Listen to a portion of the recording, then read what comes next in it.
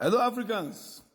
Like we who grew up in the West, the history have been changed so much and so much deep that we don't even know our history anymore.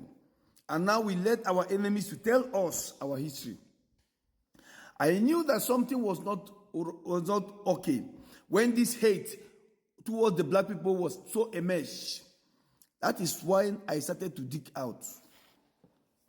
There is a video that is coming after this my short speech, to prove to you that most of the things we use on earth today were invented by the black people. Those days I used to have some little argument with my friends when I used to live in the Holland, in Amsterdam. When you meet these white people sometimes, they will just like to bring you down all the time. That you are a black man, you don't mean any shit, you don't produce anything, your continent is a bush. Africa is being pushed down because of the West. The West makes sure that Africa is down so that they will survive. If Africa wake up tomorrow, the West is going to suffer and they're going to come as immigrants to Africa. So this is a systematically way of making Africa to be down. Most of the things that we have and we use on earth today were invented by black people. Black people are the first on this planet earth.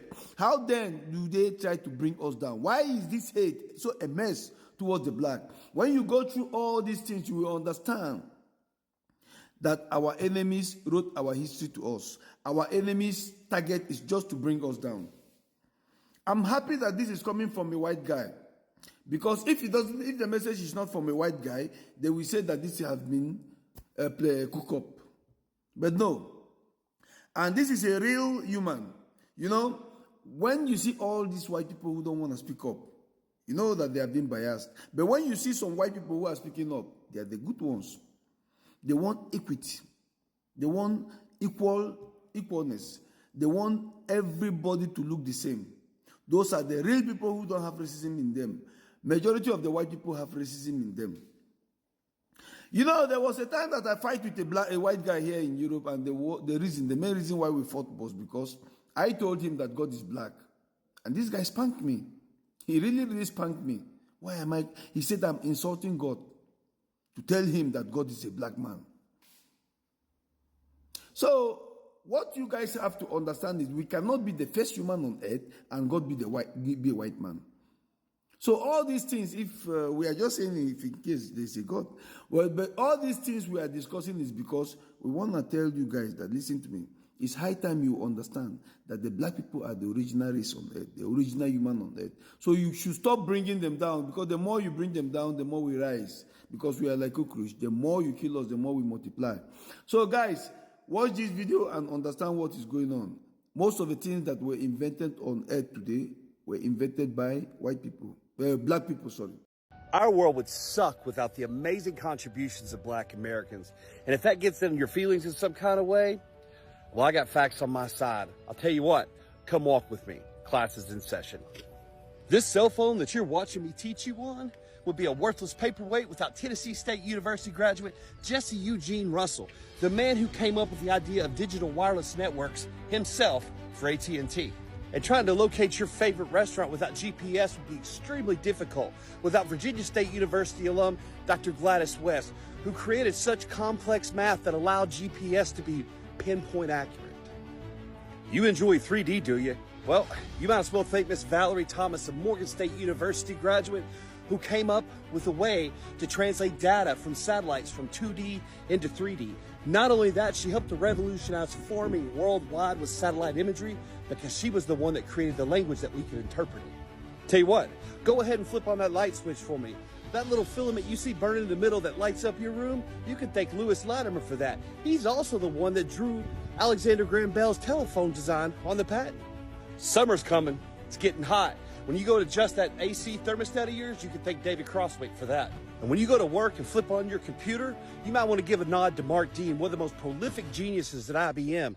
He gave us the color monitor, the first gigahertz processing chip, and he's listed on 3 of the 9 original patents for the IBM PC.